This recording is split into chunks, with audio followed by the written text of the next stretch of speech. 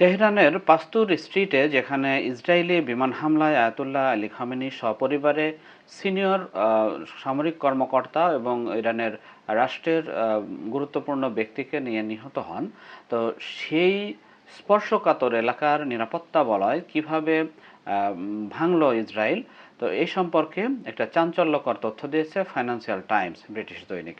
আপনারা হয়তো ইতিমধ্যেই জানেন যে এই নিরাপত্তা বলয় দীর্ঘদিন ধরে সমন্বিত চেষ্টা ও গোয়েন্দাবৃত্তির ফসল ইসরায়েলের।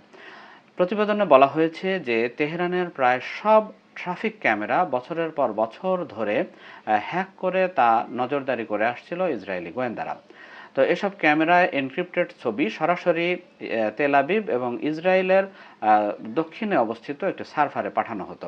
সিগন্যাল ইন্টেলিজেন্স এবং মোবাইল ফোন নেটওয়ার্কেরও শক্তিশালী অনুপ্রবেশ এর মাধ্যমে ইসরায়েল নিশ্চিত হয়েছিল যে উচ্চপদস্থ কর্মকর্তারা পূর্ব নির্ধারিত শিডিউল অনুযায়ী এই ইরানের সর্বোচ্চ ধর্মীয় নেতা খামেনির সাথে ওই বৈঠকে মিলিত হবেন বা যোগ দেবেন।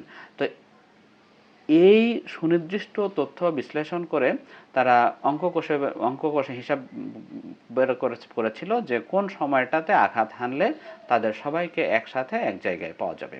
তবে এর চেয়েও ফাইন্যান্সিয়াল টাইমস একটি স্পর্শকাতর তথ্য জানিয়েছে, যেটি সবচেয়ে গুরুত্বপূর্ণ দিক বলে ভাবা হচ্ছে, এবং সেখানে বলা হচ্ছে যে যুক্তরাষ্ট্রের কাছে তথ্য ছিল এই গোয়েন্দা কর্মকর্তাদের বরাত দিয়ে যে এখানে সিআইএর একজন হিউম্যান সোর্স, অর্থাৎ এই যে বৈঠক, এই বৈঠকের সাথে সম্পর্কিত বা ঘটনাস্থলে ছিল এরকম কোনো হিউম্যান সোর্স ছিল যে কিনা সশরীরে উপস্থিত থেকে এই বৈঠকটির বিষয়ে নিশ্চিত তথ্য দিয়েছেন।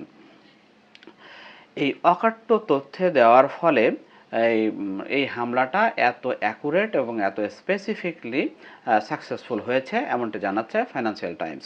ফলে একটি বিষয় আপনারা হয়তো জেনে থাকবেন, নিউ ইয়র্ক টাইমসের আগে একটি তথ্য দিয়েছিল যে দীর্ঘদিন ধরে মোবাইল নেটওয়ার্ক এবং গতিবিধি পর্যালোচনা করে তারা কিছু ইঙ্গিত পাচ্ছিল, তার সাথে এই তথ্যগুলো mobile network, CC camera hack করা তার তথ্য, আর এর বাইরেও একজন সশরীরে উপস্থিত থাকা কোনো এজেন্টের তথ্য সব মিলে এই শক্তিশালী অপারেশনটি করতে সহায়তা জুগিয়েছে।